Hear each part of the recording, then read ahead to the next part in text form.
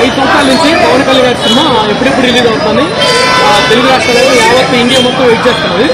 So ఆయన deputy సీఎంగా చాలా బిజీగా ఉన్నట్టు మటుకు సినిమా అయితే టోటల్గా పూర్తి చేశారు. ఇది మనకు చాలా సంతోషకరమైన విషయం.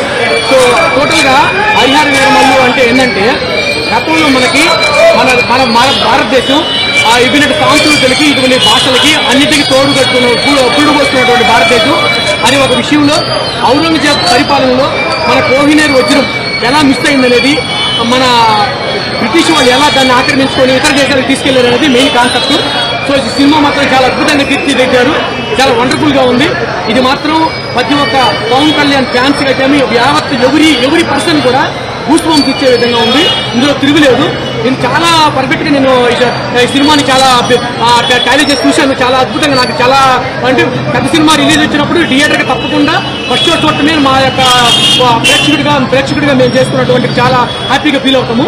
సో ఆ విభాగంలో మాత్రం పవన్ కళ్యాణ్ సినిమా 100% ఈ సినిమాని ఎక్కడ టాలీ చేసి చూసినప్పుడు చాలా అద్భుతంగా ఉంది.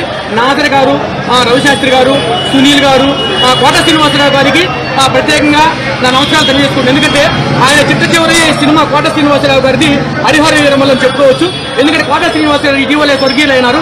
సో ఆయన మా గురువు గారు. ఎందుకు ఆయన దగ్గర నేను గతంలో కొన్ని సినిమాలకు పనిచేసినటువంటి ఆ ఘనత నాకు దక్కి ఉంది. అందుకని కోట శ్రీనివాస్ గారికి ఇది లాస్ట్ సినిమా చెప్పుకోవచ్చు. సో పెద్దలు ప్రముఖులు చాలా అద్భుతంగా తీర్చిదిద్దారు. కృషి గారు ఈ చిత్రాన్ని కథ చెప్పిన విధానం కానీ, కథ అల్లి వెండితెర మీద తీసుకొచ్చిన విధానం కానీ చాలా వండర్ఫుల్ ఉంది. తెలుగు వారు గర్వపడే విధంగా ఉంది. రాబోయే పార్ట్ 1లో వివరించిన విభాగాలు ప్రతి ఒక్క తెలుగు ప్రేక్షకుడు, ప్రతి ఒక్క ఇండియన్స్, ప్రతి ఒక్క ఎవరి పీపుల్స్ కూడా గర్వపడతారు. ఎందుకంటే కోహినూర్ వజ్రం గురించి అంత అద్భుతంగా తీర్చిదిద్దిన సినిమా ఏది రాలేదు. సో రాబోయే రోజుల్లో పార్ట్ 2లో పూర్తిగా వివరిస్తారు. అంటే కోహినూర్ వజ్రం తీసుకురావడానికి మంచి పౌరుడు కావాలి, మంచి వ్యక్తి కావాలి.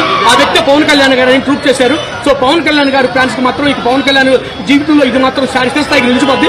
సో ఇది మంచి అంటే మొఘల్ సామ్రాజ్యంలో గతంలో ఉన్నటువంటి మన ఔరంగజేబు ఎటువంటి పరిపాలన కొనసాగించారు, ఆ పరిపాలనకి మన నేటివిటీకి, మన సంప్రదాయాలకి ఎటువంటి గురి అయినాము, ఎటువంటి అన్యాయాలు గురి అయిన లోపటి కూడా క్షుణ్ణంగా క్లుప్తంగా డైరెక్టర్ గారు వివరించారు.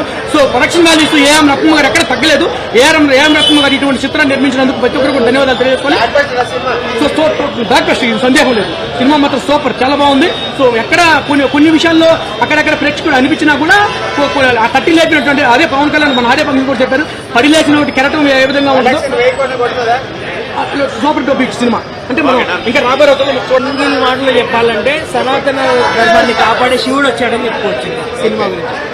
చేసింది block buster, first 100 crores confirm.